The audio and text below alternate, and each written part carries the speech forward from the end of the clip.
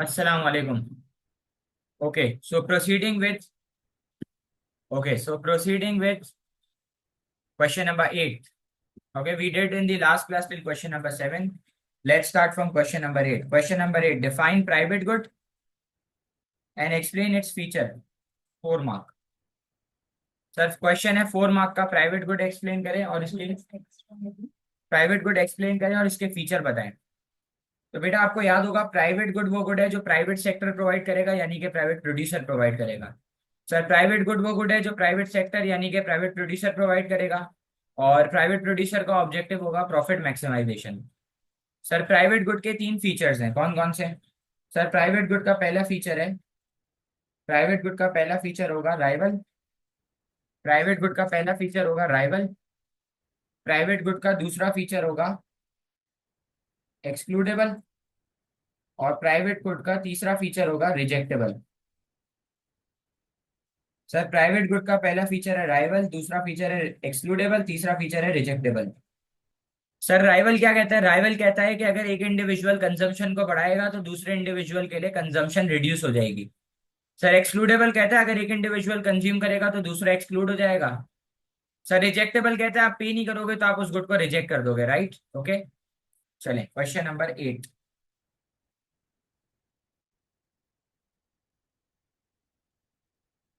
Question number 8 आ जाए। Question number 8, private good. Private good is a good. Private good is a good which is provided by private producer with objective of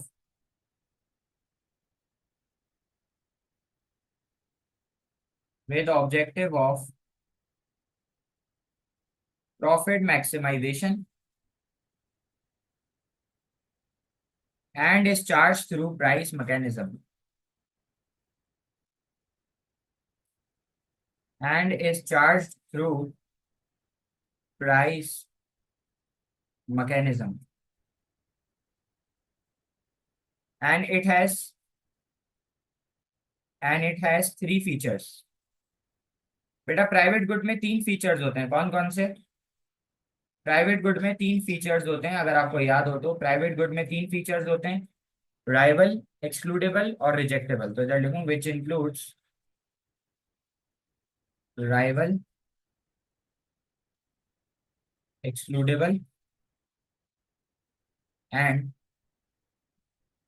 रिजेक्टेबल। Okay sir, private good में 3 features हैं, कौन कौन से? Rival, excludable और रिजेक्टेबल। बेटा rival क्या कहता है? राइवल कहता है कि अगर एक बंदा कंजम्पशन को इंक्रीज करेगा तो दूसरे इंडिविजुअल की कंजम्पशन रिड्यूस हो जाएगी। एक्सक्लूडेबल कहता है अगर एक बंदा कंज्यूम करेगा तो दूसरा एक्सक्लूड हो जाएगा। रिजेक्टेबल कहता है कि जब आप पे नहीं करोगे तो आप सिंपल सिंपल उस गुड को रिजेक्ट कर दोगे, ठीक है? So rival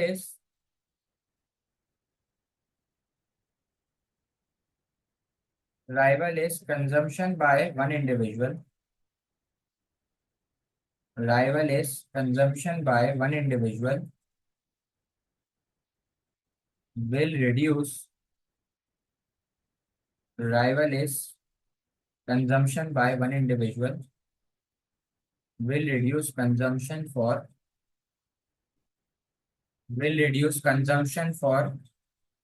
other individuals। Sir rival ये कहता है कि अगर एक बंदा कंजम्पशन को बढ़ाएगा तो दूसरे के लिए कंजम्पशन रिड्यूस हो जाएगी। सर एक्सक्लूडेबल क्या कहता है? अगर एक बंदा कंज्यूम करेगा तो दूसरा एक्सक्लूड हो जाएगा। Excludable is when consumption by one individual excludable is when consumption by one individual will exclude will exclude other individuals will exclude other individuals from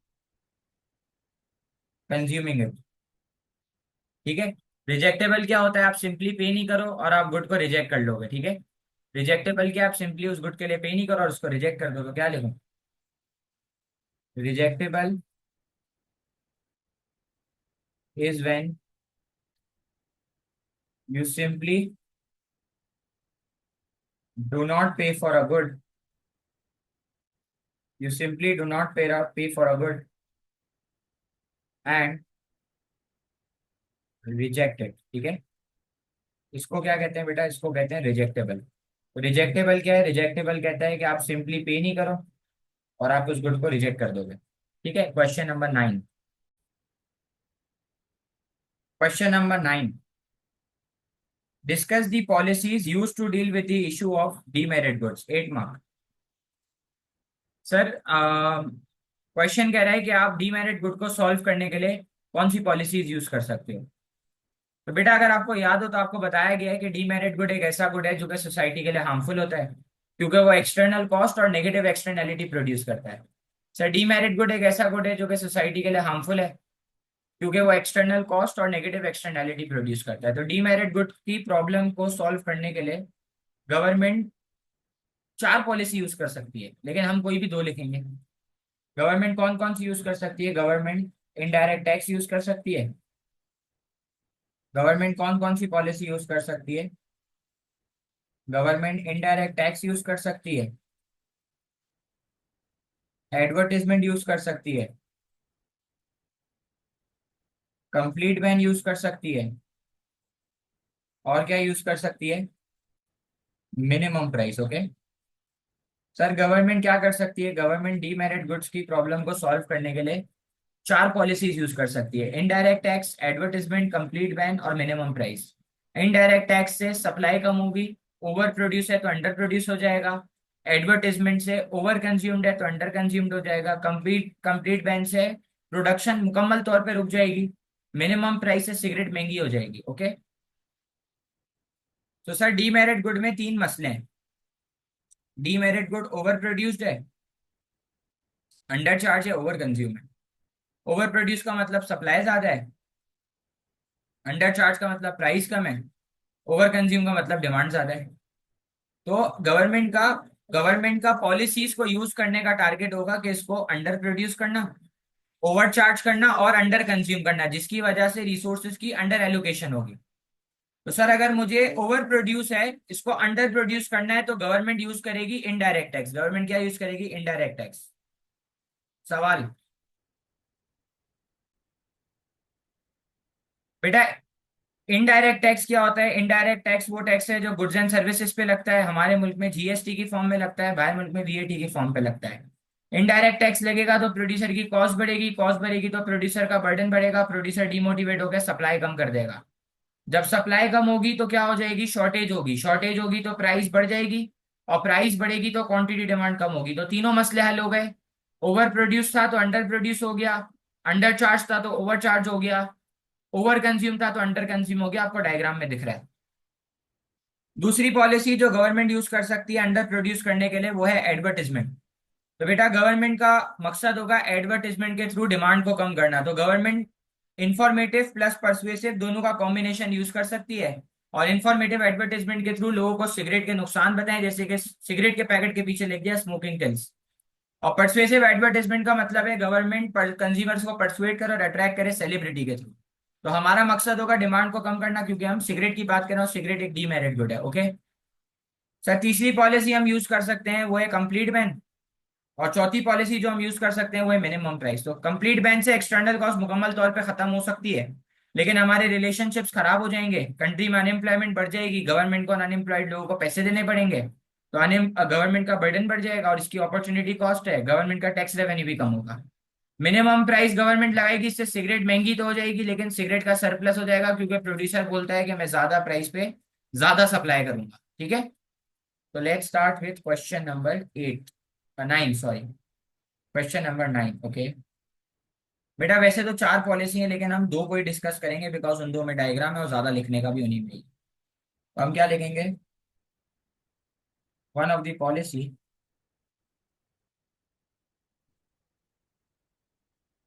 one of the policy the government can use, one of the policy the government can use to deal with issue of to deal with issue of demerit goods is through imposition of is through imposition of indirect tax, which is a tax on indirect tax, which is a tax on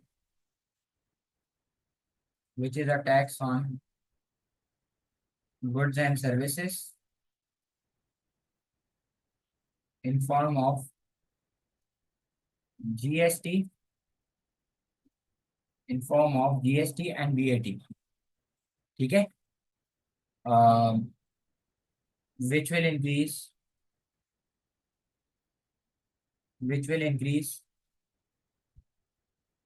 cost and burden of producer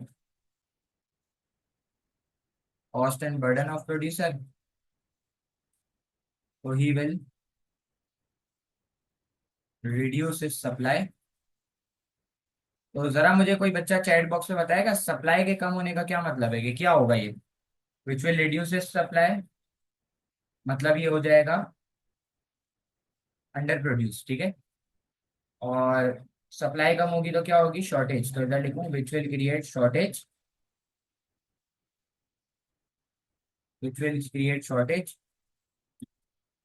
causing price to increase इसका क्या मतलब होगा कि under charge थी ना cigarette सस्ती थी तो अब क्या हो जाएगी ओवर चार्ज हो जाएगी. और इससे क्या होगा ओवर चार्ज होगा तो फिर इससे क्या होगा which will contract over charge होगा जिससे क्वांटिटी डिमांड कम हो जाएगी. तो लिखूं ओवर चार्ज होगा which will contract quantity demanded जिसकी वजह से ये क्या हो जाएगा जिसकी वजह से ये अंडर कंज्यूम हो जाएगा. ठीक है. और हम डायग्राम बना देंगे कौन सी शिफ्ट की लेफ्टवर्ड शिफ्ट की as shown in diagram number 1. ठीक है. हम डायग्राम बना देंगे सप्लाई कर्व के लेफ्टवर्ड शिफ्ट की. ठीक है. अब दूसरी पॉलिसी हम कौन सी लिख सकते हैं. दूसरी पॉलिसी जो हम लिख सकते हैं वो है एडवर्टीजमेंट. तो इधर लिखो another policy is advertisement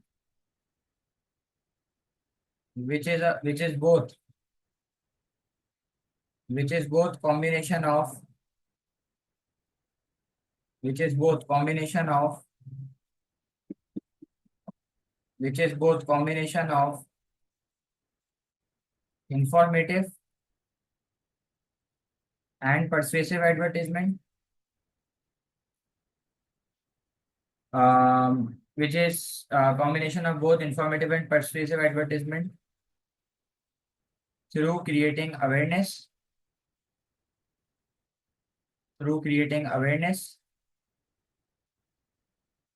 about negative externalities. Cigarette के नुकसान बताएंगे about negative externalities of product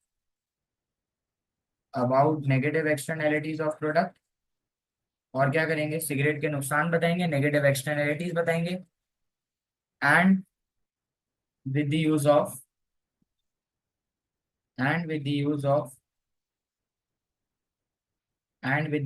celebrity, aim would be to reduce demand,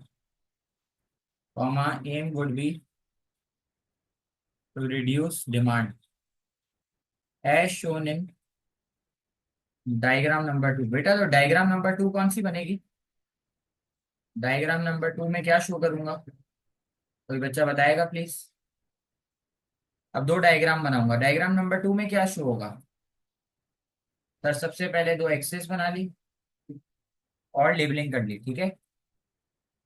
सबसे पहले 2 एक्सेस बना के लेबलिंग कर ली. ऊपर आ गया प्राइस नीचे आ गया क्वांटिटी ट्रेडेड. ओके बेटा एक बार नहीं 10,000 बार बता चुका हूँ डिमांड कर्व डाउनवर्ड होता है सप्लाई कर्व अपवर्ड होता है, जहाँ पे दोनों इक्वल होता है वो होता है इक्विलिब्रियम। तो वहां से आ जाती है प्राइस क्वांटिटी। तो ये डिमांड हो गया, ये सप्लाई हो गया। जहाँ पे डिमांड सप्लाई इक्वल होगा वो होगा इक्विलिब्रियम, ये हो गई प्राइस, ये हो गई क्वांटिटी।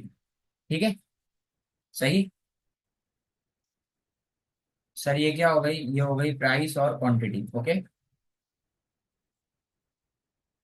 अब जरा मुझे बताना सर, इनडायरेक्ट टैक्स से अंडर प्रोड्यूस होगा। अंडर प्रोड्यूस का मतलब है सप्लाई कम होगी। तो सप्लाई कर्व लेफ्ट पर शिफ्ट मारेगा एस से S1 के ऊपर। अब बताएं, नया सप्लाई और पुराना डिमांड इस E1 पे मीट होगा।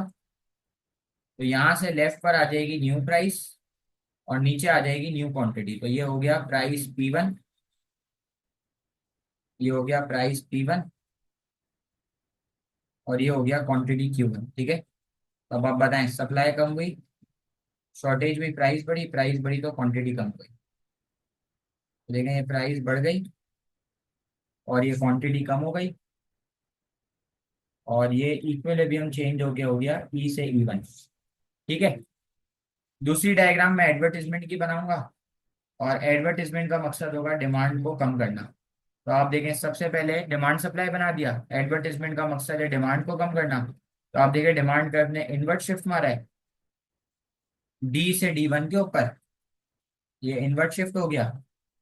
अब बताएं, नया डिमांड कर्व और पुराना सप्लाई कर्व यहाँ पे मीट होगा, ये न्यू इक्विलिब्रियम हो गया। तो ये आ गई न्यू प्राइस और नीचे आ गई न्यू क्वांटिटी। ठीक है, तो ये हो गई आपकी डायग्राम नंबर 2। Any problem? ये हो गई आपकी डायग्राम नंबर 2। ठीक है, ओके है।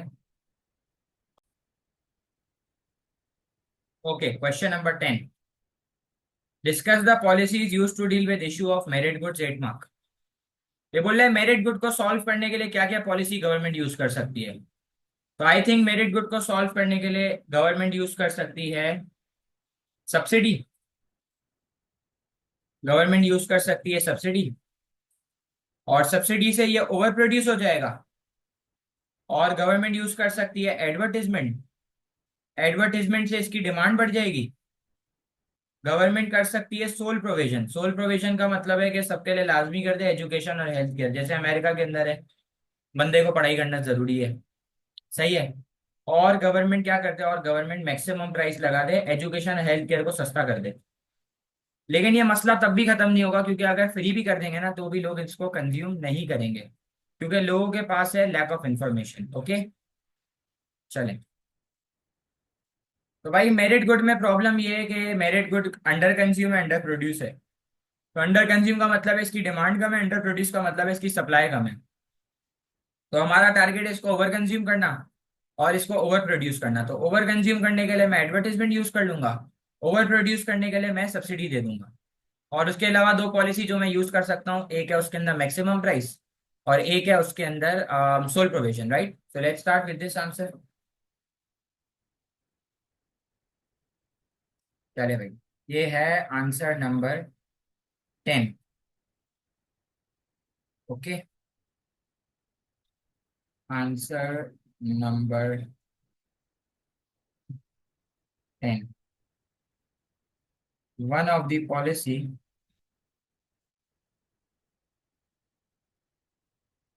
the government can use,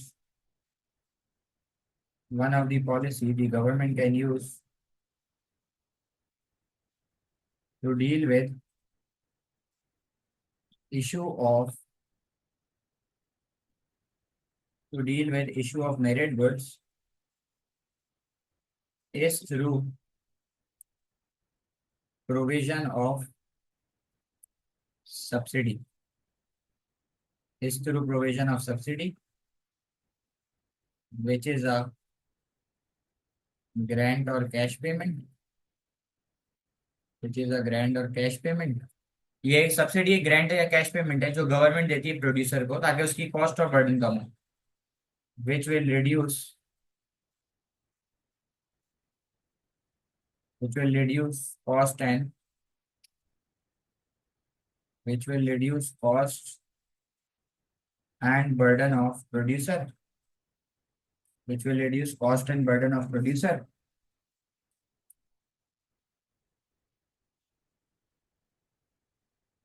which will increase supply. ये क्या कर देगा, ये सप्लाई को बढ़ा देगा। तो मेरिट गुड अंडर प्रोड्यूस है, ओवर प्रोड्यूस है? मेरिट गुड अंडर प्रोड्यूस है, तो ये सप्लाई बढ़ेगी तो ये क्या हो जाएगा, ओवर प्रोड्यूस हो जाएगा। जिसकी वजह से सप्लाई बढ़ेगी तो सरप्लस या शॉर्टेज, सप्लाई बढ़ेगी तो सरप्लस या shortage, which will create surplus causing price to reduce, causing price to decrease। Price decrease होने का मतलब है पढ़ाई सस्ती हो जाएगी, हेल्थ केयर सस्ता हो जाएगा, सस्ता होने का मतलब है अंडर चार्ज होगा, कॉमा बीइंग ओवर कंज्यूम। तो भाई एक तीर से तीन शिकार हो गए। Comma being over consume, over consume का मतलब है comma being over consume, over consume का मतलब है कॉमा, ओवर कंज्यूम का मतलब नहीं था comma, it will increase quantity demanded. Sir price कम होगी तो क्वांटिटी डिमांड बढ़ेगी, ये किसने बताया था, लॉ ऑफ डिमांड ने बताया था, right. Comma increasing quantity demanded, इसका मतलब है कि ये अंडर कंज्यूम था तो ये ऑटोमेटिक ओवर कंज्यूम हो जाएगा, as shown in diagram below. ठीक है, तो अब सब्सिडी से सप्लाई बढ़ती है ना, तो मैं सब्सिडी के केस में डायग्राम बनाऊंगा सप्लाई के इंक्रीज होने का। ठीक है सर, सेकंड पॉलिसी, ये अंडर कंज्यूमर्स को ओवर प्रोड्यूस करने के लिए मैं कौन सी यूज कर सकता हूँ, एडवर्टीजमेंट। ठीक है, another policy is advertisement, which is both combination of informative and persuasive advertisement through creating awareness about positive externalities about the product, and with the use of celebrity, which would aim would be to increase demand of the product as shown in diagram number 2। तो बेटा दो diagram बन सकती है, subsidy से supply बढ़ेगी और advertisement से डिमांड बढ़ेगी। तो सप्लाई बढ़ रही है सब्सिडी से, तो आपका जो सप्लाई कर्व है वो किधर शिफ्ट मारेगा, राइटवर्ड्स। तो पहले लेबलिंग कर लेते हैं। ऊपर आ जाएगा प्राइस, नीचे आ जाएगा क्वांटिटी ट्रेडेड, नीचे आ गया क्वांटिटी। सर इतनी बार हजारों बार बता चुका हूँ, डिमांड कर्व डाउनवर्ड है, सप्लाई कर्व अपवर्ड है, जहाँ पे दोनों इक्वल होगा वो इक्विलिब्रियम है। ये आ गई प्राइस क्वांटिटी, तो लेबलिंग कर देते हैं। ये डिमांड, ये सप्लाई, ये इक्विलिब्रियम, ये प्राइस हो गई और ये क्वांटिटी हो गई। ठीक है, ये डिमांड सप्लाई बना दिया, ये प्राइस क्वांटिटी बना दी। सही है। अब बताओ भाई जरा, बताओ भाई, सप्लाई बढ़ रही है तो राइटवर्ड शिफ्ट होगा, ये राइटवर्ड शिफ्ट हो गया। सही कह रहा है भाई, सप्लाई बढ़ रही है एस से S1 के ऊपर, ये राइटवर्ड शिफ्ट हो गया। ये न्यू इक्विलिब्रियम हो गया, जहाँ पे new supply old demand meet करेगा। तो यहाँ से आ जाएगी न्यू प्राइस और नीचे आ जाएगी न्यू क्वांटिटी। तो बताएं जरा, सप्लाई बढ़ी तो प्राइस कम हो गई, प्राइस कम हो गई तो क्वांटिटी बढ़ गई। ठीक कह रहा हूँ। तो आप देखें, प्राइस कम हो गई, क्वांटिटी बढ़ गई, और ये हो गया न्यू इक्विलिब्रियम। अब बताएं जरा, इसके बाद ये जो है ना वो है ओवर कंज्यूम, मतलब इसकी डिमांड बढ़ जाएगी। तो डिमांड बढ़ेगी तो डिमांड कर्व किधर शिफ्ट मारेगा, डिमांड बढ़ेगी तो डिमांड कर्व मारेगा राइटवर्ड शिफ्ट। ये हो गया न्यू इक्विलिब्रियम, और ये आ गई न्यू प्राइस, और नीचे आ गई न्यू क्वांटिटी। ठीक है, ये आ गई न्यू प्राइस और नीचे आ गई न्यू क्वांटिटी, और ये हो गया न्यू इक्विलिब्रियम। ठीक है, सही। ठीक है जी, ये दो डायग्राम हो गई। अब आखिरी क्वेश्चन रह गया, ये चैप्टर खत्म। लास्ट क्वेश्चन पढ़ लेते हैं। लास्ट क्वेश्चन है 11, question number 11, define monopoly, 2 mark. Question number 11 कह रहा है मोनोपोली को डिफाइन करें। सर मोनोपोली क्या होती है, मोनोपोली क्या होती है सर, मोनोपोली क्या होती है बेटा, मोनोपोली, मोनोपोली क्या होती है बेटा, मोनोपोली एक सिंगल फर्म है, और इसका इसकी डिमांड हाईली इनलास्टिक होती है। सही है, मोनोपोली एक सिंगल फर्म है जिस इसकी डिमांड हाईली इनलास्टिक होती है, और मोनोपोली के नो क्लोज सब्स्टिट्यूट अवेलेबल होते हैं। इसके सब्स्टिट्यूट्स अवेलेबल नहीं होते, मतलब कोई क्लोज सब्स्टिट्यूट अवेलेबल नहीं होता है, होते हैं लेकिन कोई क्लोज नहीं होता। ठीक है, और मोनोपोली जो है ना वो होती है प्राइस मेकर, और एक मोनोपोली जो है ना वो ऑपरेट कर रही होती है within aim of abnormal profits. Okay, तो सर मोनोपोली क्या होती है? मोनोपोली एक फर्म है जिसकी डिमांड हाईली इनलास्टिक है, जिसका कोई क्लोज सब्स्टिट्यूट अवेलेबल नहीं है। और ये प्राइस मेकर होती है और इसका मकसद होता है एबनॉर्मल प्रॉफिट्स अर्न करना। Okay, last question for today. Okay, what is monopoly? Answer number 11। Okay, last question for today, answer number 11। Just a second. Okay, monopoly, what is monopoly? Monopoly is a single firm with highest market share. Monopoly is a firm with highest market share,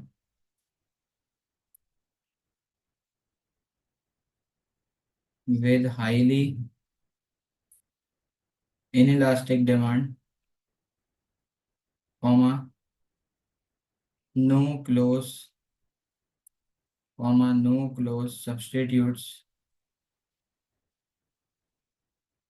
no close substitutes being available, and the firm is price maker, and the firm is price maker, comma, operating, operating, operating with the objective of profit maximisation.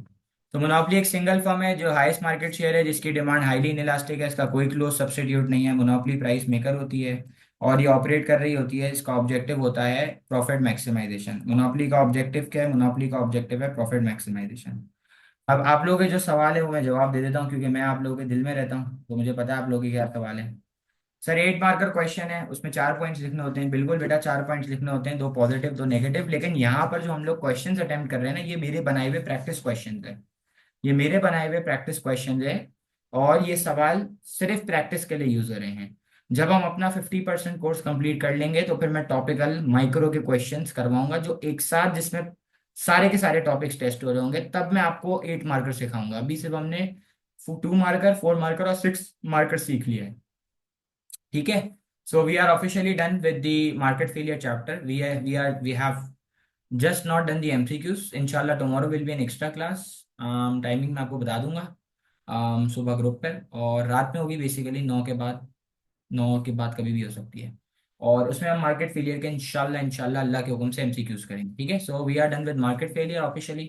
Thank you so much for your cooperation. जजाकल्लाह।